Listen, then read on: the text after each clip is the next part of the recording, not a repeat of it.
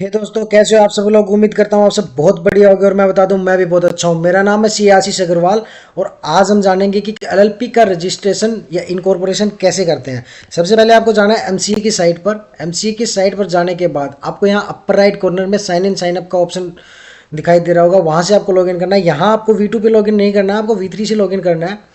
तो यहाँ पे आइए और यहाँ पे आप लॉगिन कर लीजिएगा, लॉगिन फॉर V3 फाइलिंग। ठीक है, अपना आईडी पासवर्ड डाल के यहाँ पे लॉगिन कर लीजिएगा। एंड देन आप यहाँ पे क्या करोगे, नई एलएलपी का इनकॉर्पोरेशन करना है। तो आपको क्या करना है, एमसीए सर्विसेज के अंदर आपको क्या करना है, एलएलपी ई फाइलिंग का ऑप्शन आ रहा होगा। इसके अंदर आपको सबसे पहले ऊपर दो ऑप्शन दिखाई दे रहे होंगे, एक तो run LLP reserve unique name का और इनकॉर्पोरेशन ऑफ एलएलपी का। तो आपको क्या करना है कि यहाँ पे अगर आपको अपना नाम रिजर्व करवा के और आगे प्रोसीड करना है तो आप इसके थ्रू जाइएगा। अदरवाइज आपको डायरेक्ट करना है, या फिर आप ऑलरेडी अपना नाम रिजर्व करवा चुके हैं और अब इनकॉर्पोरेट करना चाहते हैं तो आप यहाँ से आप इनकॉर्पोरेट कर लीजिएगा। तो हम पहले कर चलते हैं रिजर्व यूनिक नेम पे। यहाँ पे मान लीजिए हमें अपना नाम रिजर्व करवाना है, तो हमें क्या है कि यहाँ पे सबसे पहले पर्पज ऑफ फाइलिंग देखना पड़ेगा कि न्यू इनकॉर्पोरेशन या कन्वर्जन है। तो आप अप्रोप्रिएट ऑप्शन चूज कर लीजिएगा। अच्छा, यहाँ पे न्यू इनकॉर्पोरेशन पे क्लिक ऑटोमेटिकली आ रहा है और यहाँ पे पॉइंट नंबर 2 में आपको 3 ऑप्शन दिखाई दे रहे होंगे फिल करने के लिए, ये फिल होने के लिए है।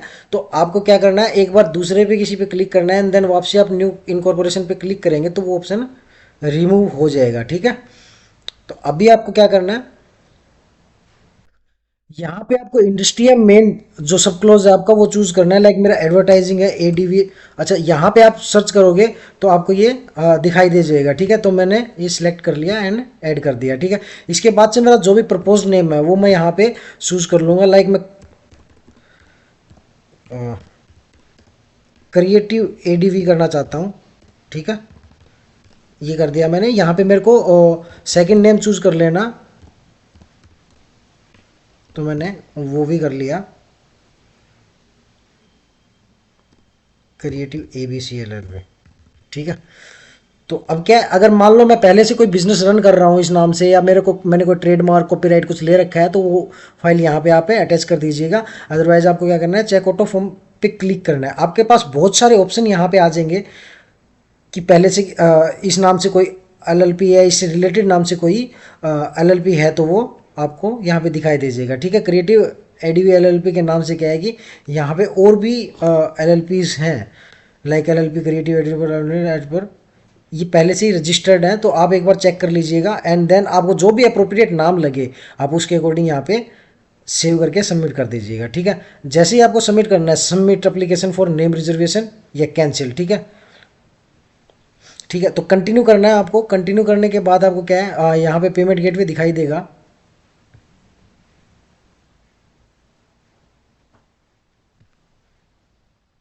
सॉरी, मे बी हाँ, ये आ गया। इसके अंदर आपको पेमेंट गेटवे दिखाई देगा। यहाँ पे आपको 200 रुपीज़ की पेमेंट कर देनी है ऑनलाइन, जो नेम रिजर्वेशन के लिए मैंडेटरी पेमेंट है। तो आप वो पेमेंट कर दीजिएगा। आपका 24 आवर से लेके आपका 48 आवर, विद इन 48 आवर आपका नेम रिजर्व होके आपके पास आ जाएगा। तो आपको 2 दिन के लिए वेट करना पड़ेगा आई थिंक इसमें। एंड देन आप जैसे ही वो आ जाता है तो आप उसी SRN नंबर से यहाँ पे आप कंटिन्यू कर सकते हैं इनकॉर्पोरेशन ऑफ एलएलपी पे जाके। ठीक है, जैसे आप इनकॉर्पोरेशन ऑफ एलएलपी पे क्लिक करते हो आप आ जाते हो इस पेज पे। यहाँ पे आपको अपनी एलएलपी की इन्फॉर्मेशन फिल करनी है। अगर आपने क्या कहते हैं, नेम ऑलरेडी अप्रूव करवा लिया है और जो भी SRN नंबर है तो आप यहाँ पे फिल कर दीजिए। अगर नेम अप्रूव नहीं करवाया है तो आप नो करके आप यहाँ पे अपने इन्फॉर्मेशन जो आपने ऐसा नेम रिजर्व करवाते टाइम फाइल की थी वो यहाँ पे आप भर दीजिएगा। ठीक है, तो यहाँ पे आप मान लीजिए आपने SRN नंबर ले लिया है, तो आप यहाँ पे जो भी आपका SRN नंबर है वो आप डाल दीजिए। यहाँ पे ऑटोमेटिकली आपका प्रपोज नेम जो आपका अप्रूव हो चुका है वो आ जाएगा। देन आप सेव एंड कंटिन्यू कर दीजिए। जैसे आप सेव एंड कंटिन्यू करते हो और देन नेक्स्ट करोगे तो आप पहुँच जाएंगे इस पेज पे। इस पेज पे आपको क्या करना है, आपको कंपनी के रजिस्टर्ड एड्रेस की डिटेल और अपने डेजिग्नेटेड पार्टनर्स की डिटेल डालनी है। यहाँ पे आप एड्रेस डाल दीजिए कंपनी का, जो भी आपका कंपनी का रजिस्टर्ड ऑफिस का एड्रेस रहेगा। आपको यहाँ पे एड्रेस डालने के बाद एक एनओसी और इलेक्ट्रिसिटी बिल आपको अटैच करना पड़ेगा। एनओसी उसके नाम, इलेक्ट्रिसिटी बिल जिसके भी नाम से है आप वो ओनर है और क्या कहते हैं उसके नाम से आपको एनओसी लेनी पड़ेगी कि आप यहाँ पे अपनी एलएलपी ओपन करना चाहते हैं एंड उसको कोई एतराज़ नहीं है, ठीक है। रेंट एग्रीमेंट की अभी इनकॉर्पोरेशन के टाइम पे कोई ज़रूरत नहीं पड़ेगी, लेकिन आप इनकॉर्पोरेट होने के बाद जब भी आपका नेम अप्रूव हो जाए देन आप कंपनी के नाम से या एलएलपी के नाम से सॉरी आप अपना रेंट एग्रीमेंट प्रिपेयर करवा सकते हैं, ठीक है। तो यहाँ पे आपको एनओसी लेनी पड़ेगी और एनओसी का फॉर्मेट मैं आपको अटैच कर दूंगा या आपको लिंक दे दूंगा डिस्क्रिप्शन में, वो आप चेक कर लीजिएगा, ठीक है। तो मैंने यहाँ पे एनओसी का एड्रेस कॉपी कर लिया and then I want to paste here, ठीक है। तो मैंने ये यहाँ पे मैंने पेस्ट कर दिया, ठीक है।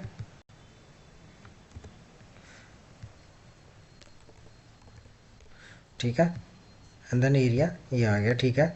और ठीक है ये सारा का सारा फिल हो गया क्या। अच्छा लॉन्ग लैटिट्यूड और आपको पुलिस स्टेशन जो रहेगा वो मेरा 45 ही है, तो मैं यहाँ पे डाल देता हूँ, ठीक है।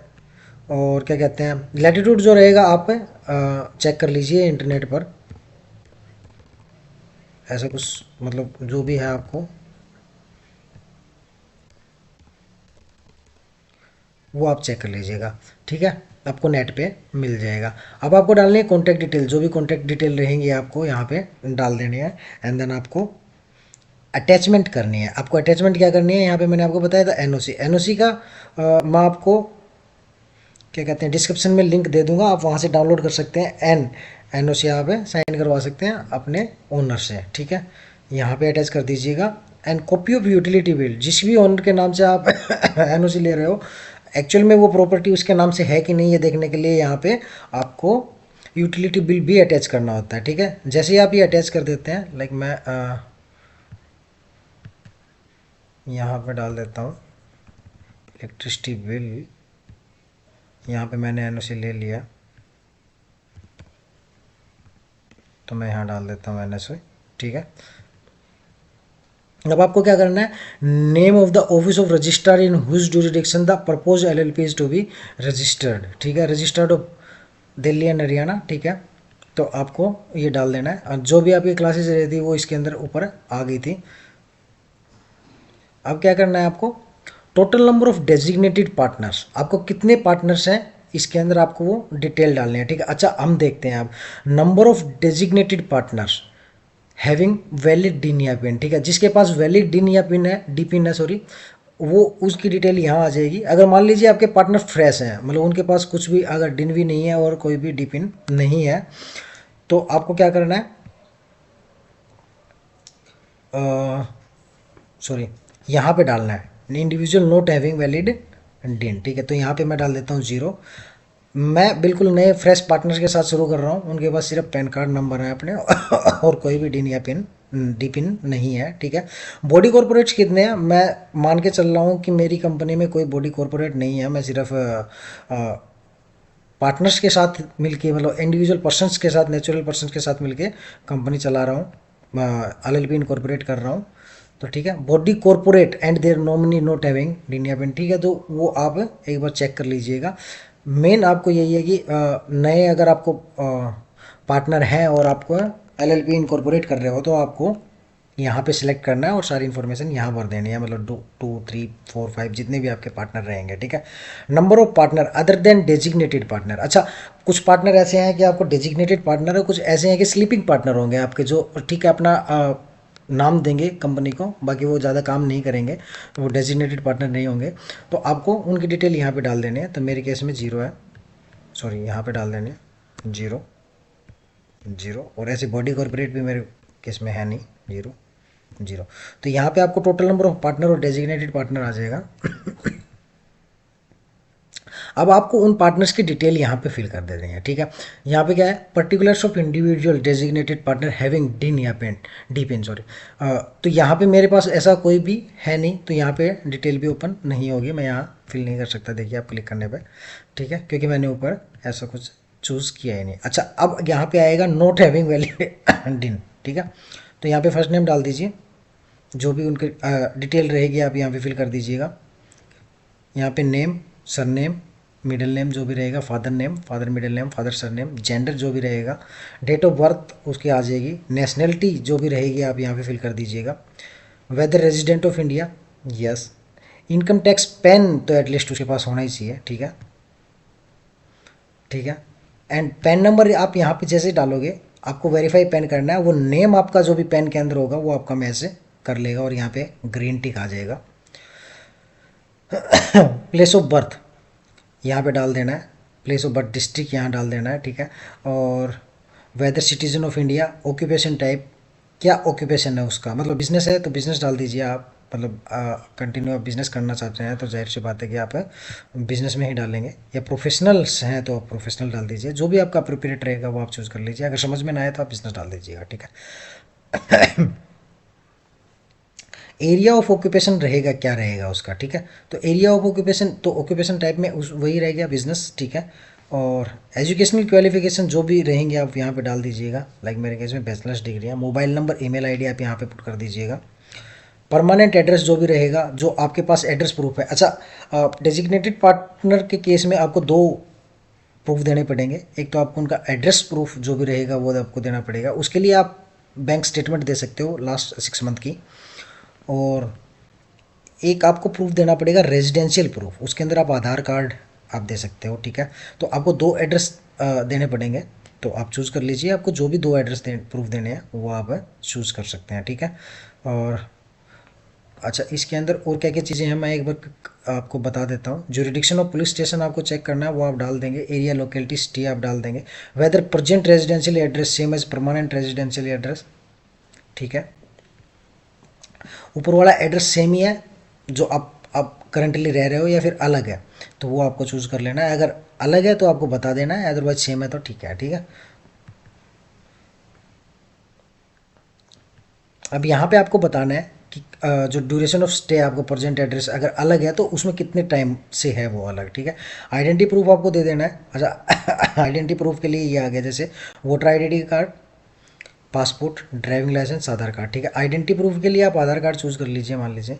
तो रेजिडेंशियल प्रूफ के लिए आपको क्या है, electricity bill, bank statement, telephone bill, mobile utility bill, या रेंट एग्रीमेंट, ठीक है। तो बैंक स्टेटमेंट मैं यहाँ पे चूज़ कर लेता हूँ। यहाँ पे प्रूफ नंबर डाल दीजिए, बैंक स्टेटमेंट में आप अकाउंट नंबर डाल दीजिए, ठीक है। आधार आइडेंटिटी प्रूफ में आप आधार नंबर आप डाल सकते हैं यहाँ पे, ठीक है। वो फाइलें यहाँ पे आप अटैच कर दीजिए, ठीक है।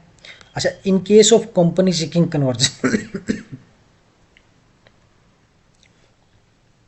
Sorry, number of share held, ठीक है। कन्वर्जन का केस तो हमारा है नहीं, तो यहाँ पे ये दोनों चीज़ें ब्लॉक हैं, ठीक है। डिस्क्रिप्शन ऑफ कंट्रीब्यूशन, अच्छा यहाँ पे कंट्रीब्यूशन कितना कर रहा है वो आपको बहुत मेन है, मैं आपको बता देता हूँ। फॉर्म ऑफ कंट्रीब्यूशन क्या रहेगा, सबसे पहले तो यहाँ पे अगर आप बैंक स्टेटमेंट के थ्रू लाना चाहते हैं ना तो आपको कैश चूज़ करना पड़ेगा, ठीक है। इसके अंदर एक कैश और कन्वर्जन का ऑप्शन है और अदर देन कैश का ऑप्शन है, तो आप ध्यान रखिए आपको कैश चूज़ करना है, ये नहीं है कि आप अदर देन कैश चूज़ करेंगे। तो आप बैंक या कैश किसी भी तरीके से ले कह रहे हैं तो आपको कैश चूज़ करना है, अदरवाइज़ आपको अदर देन कैश चूज़ करना है, ठीक है। तो कन्वर्जन आपका केस है नहीं तो आपको कन्वर्जन सेलेक्ट करना ही नहीं है, तो कैश सेलेक्ट करना है, क्योंकि अगर आप अदर देन कैश सेलेक्ट करते हैं तो आपसे आगे वो डिस्क्रिप्शन मांगेगा और वैल्यू के लिए आपको वैल्यूएशन सर्टिफिकेट भी मांग सकता है, ठीक है। तो आपको क्या करना है, कैश यूज़ करना है। और कितने रुपए आप लेके आ रहे हो, लाइक 1 लाख रुपए का कंट्रीब्यूशन रहेगा, 2 लाख की पेड अप शेयर कैपिटल है, तो उसके अकॉर्डिंग मैंने यहाँ पे फिल कर दिया है, ठीक है। अब क्या है, नंबर ऑफ LLPs इन विच ही या जी इज़ ए पार्टनर, ठीक है। जो पहले से और भी LLP होंगी तो उनका आपको डिस्क्रिप्शन दे देना है, अगर नहीं है तो आपको 0 यहाँ पे रख के चलना है, ठीक है। नंबर ऑफ कंपनीज तो मेरे केस में कोई भी नहीं है क्योंकि मेरा फ्रेश केस है। अब क्या करना है, आपको particulars of individual designated partner, second partner की आपको डिटेल डालनी है यहाँ पे, ठीक है। तो सेकंड पार्टनर की डिटेल भी आपको सेम टू सेम वैसे ही डालनी है जैसे फर्स्ट पार्टनर की डाली है, और आपको आगे कंटिन्यू करना है, ठीक है। उसके बाद आपको और कुछ नहीं डालना है इसके अंदर। ये बॉडी कॉर्पोरेट्स की डिटेल है, बॉडी कॉर्पोरेट्स की डिटेल आपके केस में आएंगे नहीं, तो आपको क्या करना है, यहाँ पे नीचे और कुछ भी नहीं डालना है। यहाँ पे सॉरी, यहाँ पे भी आपको कुछ अटैच नहीं करना है क्योंकि ये और किसी चीज़ के लिए, whether present residence same as permanent, जो उस पार्टनर का सेम रहेगा अलग रहेगा वो उन्हीं चीज़ों के लिए है। तो आपको वो करना है एंड देन आपको नेक्स्ट कर देना है, ठीक है। पर यहाँ पे आपको पार्टनर्स की डिटेल डालनी है। पिछले पेज पर आपने डाली थी डेजिग्नेटेड पार्टनर्स की डिटेल, यहाँ पे आप डालने हैं पार्टनर्स की डिटेल।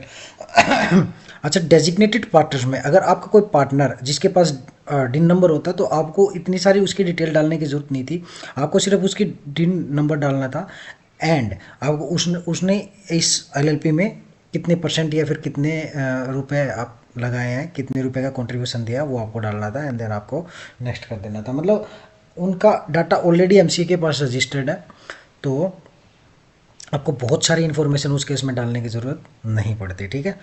वो आपको सिर्फ न्यू डिन जिनका चाहिए होता है आपको उनके केस में ही डालने की ज़रूरत पड़ती है।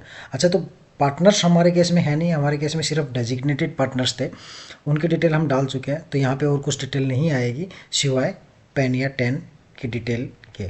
यहाँ पे आ गया पेन और 10 इन्फॉर्मेशन जो आपको मांग रहा है। तो आपको सबसे क्या करना है, पेन की डिटेल डालने हैं, एरिया कोड, एओ टाइप, रेंज कोड। आपको क्या करना है, गूगल पे जाना है सिंपली और आपको टाइप कर लेना NSDL पेन इन्फॉर्मेशन, ठीक है। NSDL पेन इन्फॉर्मेशन डालने के बाद आपको ये पेज आ जाएगा, इसका लिंक मैं डिस्क्रिप्शन में भी डाल दूंगा। आपको क्या करना है, यहाँ पे जो भी सिटी आप जिसके लिए आप पेन की कोड सर्च कर रहे हैं आप वो डाल देना। जी से जैसे मैं गुड़गांव के लिए सर्च कर रहा हूँ तो यहाँ पे गुड़गांव ये आ गया। अब इसके अंदर से जैसे ही आप अपना एरिया का कोड सेलेक्ट कर लेते हो, आपको क्या करना है, यहाँ पे आपको फिल कर देना है। उसके बाद आपको क्या करना है, NSDL की 10 इन्फॉर्मेशन वाली साइट पे जाना है और आपको क्या करना है, यहाँ से 10 का भी सर्च कर लेना है सेम, और आपको वो भी यहाँ पे प्लेस कर देना है। अच्छा, आपका अगर एओ टाइप लाइक सेम W है और साथ में कुछ नहीं है, यहाँ पे 2 वर्ड का गैप दिया हुआ है, तो आपको क्या करना है, फर्स्ट वाले में डालना है, ठीक है, सेकंड वाले में नहीं डालना है, ठीक है। बस ये चीज़ ध्यान रखनी है। अब आपको क्या है, सोर्स ऑफ इनकम जो भी आपको बता दीजिए। बिजनेस या प्रोफेशन कोड में आपका क्या रहेगा, आप जो एमसीए पे है बिजनेस की एक्टिविटी, बिजनेस या प्रोफेशन की एक्टिविटी के लिए 20 कोड दिए हुए हैं, ठीक है। तो आपको उनमें से एक कोड चूज़ करना है, उसका लिंक मैं आपको डिस्क्रिप्शन में डाल दूंगा एंड आपको वो चूज़ कर लेना है जो भी आपके बिजनेस से रिलेटेड हो, जिस भी के अंदर आपकी बिजनेस फॉल करती हो, ठीक है। उसके बाद आपको क्या करना है, नेक्स्ट करना है। नेक्स्ट करने के बाद आप क्या करोगे, यहाँ पे आपको वैल्यूएशन सर्टिफिकेट डिमांड करेगा जो आपको अटैच नहीं करना है, ठीक है, क्योंकि आपने कैश में चूज़ किया था तो आपके लिए ऑप्शनल रहेगा।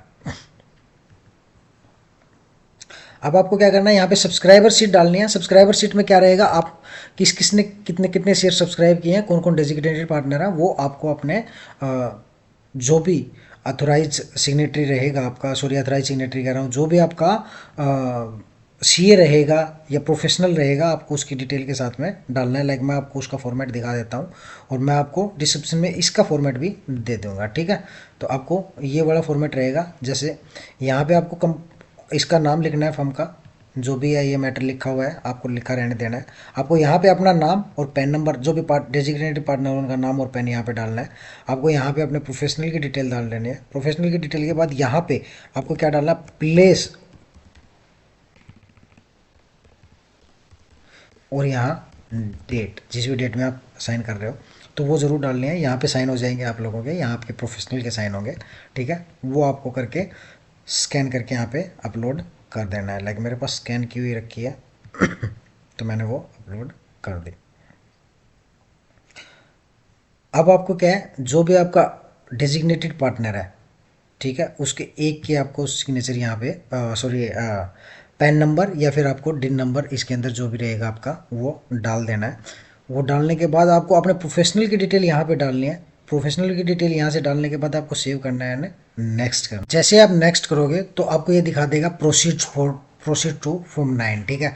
यहाँ पे आपको क्या करना है, आपको चेक कर लेना है सारे के सारे जो इन्फॉर्मेशन आ जाएंगी वो सही है कि नहीं है। जैसे आप ये सारी की सारी इन्फॉर्मेशन अपनी चेक कर लेते हो इसमें से रीड करके कि हाँ अपनी इन्फॉर्मेशन सही है, तो आपको क्या करना है, प्रोसीड टू फॉर्म 9 कर देना है। जैसे आप प्रोसीड टू फॉर्म 9 कर देते हो तो उसके बाद आपको सिंपली आपको प्रोसीड करते जाना है, और प्रोसीड करते जाने के बाद आपको 2 फाइलें डाउनलोड हो जाएंगी, एक तो फॉर्म 9 और एक फिलिपिन पर फॉर्म, ठीक है। तो फॉर्म 9 में क्या रहता है, अगर आपके पार्टनर्स हैं जिनके डिन नंबर है तो उनके अंदर पार्टनर्स की डिटेल रहेगी, और अगर आपका पार्टनर्स की डिन नंबर नहीं है तो वो ब्लैंक रहेगा, ठीक है। आपको उसके अंदर कुछ डालना भी नहीं है, आपको सेम वो अटैच कर देना है, ठीक है। और आपको क्या करना है, ये जो फॉर्म फिलिपिन का जो फॉर्म रहेगा, आपको ये वाला फॉर्म, इसके अंदर आपको क्या करना है, आपको अपने पार्टनर्स के और अपने चार्टर्ड अकाउंटेंट या अपने जो भी प्रोफेशनल रहेगा कंपनी सेक्रेटरी या किसी कोई भी, उसके आपको डीएससी लगा देना। आपको इसको अडोब रीडर के साथ खोलना है और देन आपको डीएससी यहाँ पे लगा देना है। जैसे ही आप अपने डेजिग्नेटेड पार्टनर और अपने प्रोफेशनल के डीएससी अटैच कर लेते हो फिलिपिन के फॉर्म पे, आपको यहाँ पे वो अटैच कर देना है। और फॉर्म 9 जिसके अंदर आपने कोई भी चेंज नहीं किया वो भी आपको यहाँ पे अटैच कर देना है। और आपको क्या करना है, प्रोसीड टू पेमेंट करना है। अच्छा, प्रोसीड टू पेमेंट करने से पहले मैं आपको बता देता हूँ, जहाँ फर्स्ट स्टेप पे आपने अपने डेजिग्नेटेड पार्टनर्स की डिटेल फिल की थी, वहाँ पे आपने आधार कार्ड अटैच किया था। तो आपको क्या करना है, आधार कार्ड के साथ में ही अपना पैन कार्ड भी, मीन्स आपके डेजिग्नेटेड पार्टनर का पैन कार्ड भी अटैच करना है। क्योंकि कई बार क्या होता है, एमसीए क्वेरी लगा देता है कि आपने पैन कार्ड अटैच नहीं किया, हालांकि वहाँ ऑप्शन नहीं दिया होता। तो आप क्या कीजिए, एक ही पीडीएफ फाइल में दोनों को कंबाइन करके आप अटैच कर दीजिएगा और आप देन प्रोसीड कीजिएगा। ठीक है, तो यहाँ पे आप जैसे ही आप सारी कंप्लाइंसेस पूरे कर लेते हो, आप क्या करना है, प्रोसीड टू पेमेंट करना है। और आपकी जो भी अप्लीकेबल फीस होगी वो आपको दिख जाएगी, आपको उतनी की पेमेंट कर देनी है। एंड आपको क्या करना है, अपना एसआरएन नंबर जो है वो नोट करके लग लेना है फॉर फ्यूचर रेफरेंस, कि अगर आपको चेक करना है तो। ठीक है, और आपको वेट करना है, लगभग आपकी 5 से 7 दिन में आपकी एलएलपी इनकॉर्पोरेट होकर आ जाएगी, अगर एमसीए ने कोई क्वेरी नहीं लगाई तो। अदरवाइज एमसीए कोई क्वेरी लगाता है तो आपके पास रिसबमिशन का ऑप्शन आएगा, आप वो क्वेरी आप चेक कर सकते हैं कि एमसीए ने क्या क्वेरी दी है आपको, और आपको उस फॉर्म को रीसबमिट कर सकते हैं। And in last, thank you for watching my video, have a nice day. फिर मिलते हैं एक नए वीडियो में एक नए प्रॉब्लम के सॉल्यूशन के साथ।